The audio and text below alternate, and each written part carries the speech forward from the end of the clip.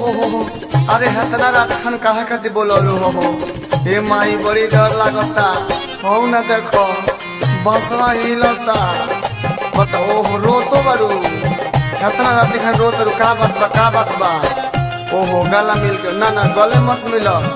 अब तेरा हाथ में अंगूठी सगाई के लौकता हम तरह से ना बतिया बोला बोला बलू हो काहे गोरी हो तनी दोना बताए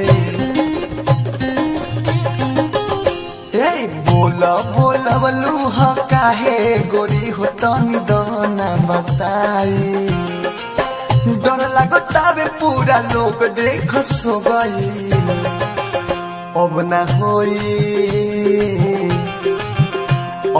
होई मिलन बा जुदाई हो गई अब करो बतारू जब तहर सगाई हो गई अब करो बतारू जब तहर सगाई हो गई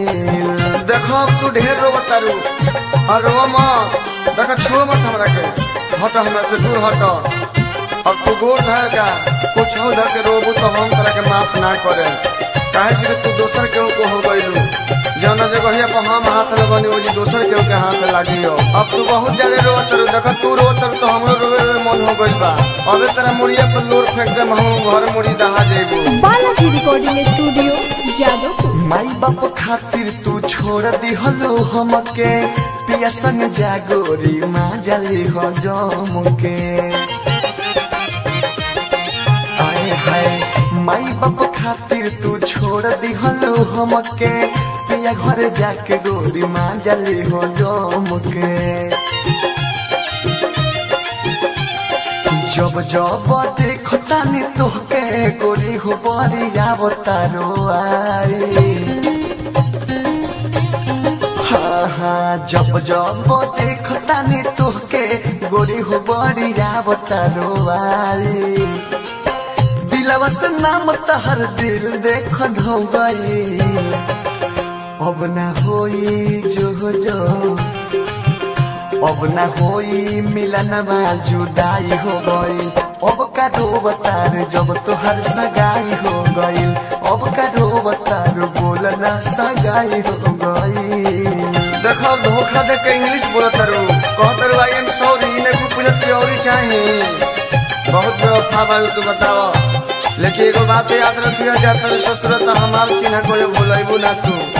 तारा दिलवा में चिन्ह हम धो देले बानी ये प्यार हमेशा तेरा ससुर ले जाई दिलवा में प्यार तोरा रही सब दिना भूल नहीं पैबू यार के वो चिन्ह दिलवा में प्यार तारा रही सब दिना भूल नहीं पैबू यार के वो चिन्ह अपन बना के गोरी हो खत जात बारू पराए हो अपन बना के गोरी हो खे जात बारू पराए ससुरों में याद पर यार आके रो गई